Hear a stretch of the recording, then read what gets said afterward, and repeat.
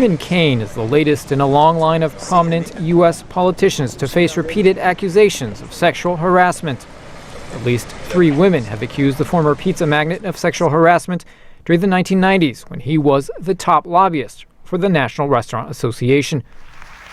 Former Democratic U.S. President and Arkansas Governor Bill Clinton was for years the focus of a sexual harassment lawsuit by former Arkansas state employee Paula Jones. Former Florida Republican Congressman Mark Foley resigned in 2006 after it was disclosed he was sending sexually explicit emails and text messages to teenage interns. At the National Women's Law Center in Washington, Fatima Ghostgrave says it is very important for voters to get clear records on politicians and any sexual harassment. She says the issue also goes much further.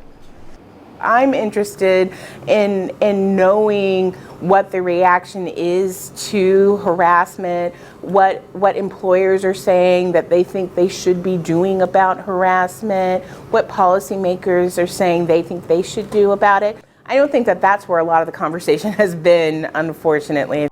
Graves points to the hearings 20 years ago involving then Supreme Court nominee, now Justice Clarence Thomas, who faced accusations of sexual harassment in the workplace from Anita Hill. The hearings were immediately followed by nearly double the amount of usual sexual harassment charges and new laws against workplace discrimination.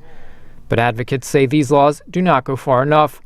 Lisa Matz from the American Association of University Women also says in difficult economic times like now, victims are often afraid to come forward. Right now, quite frankly, a lot of women are just happy to have jobs.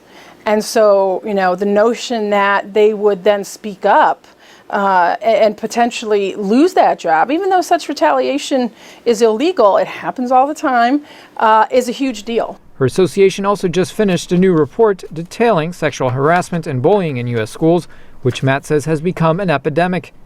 The association is calling for education against harassment to begin at a very young age. On this specific issue of Cain, the advocates say they hope his accusers, if they are identified, will not face what they call an onslaught of negative coverage by the media, as has been the case in previous high-profile sexual harassment cases.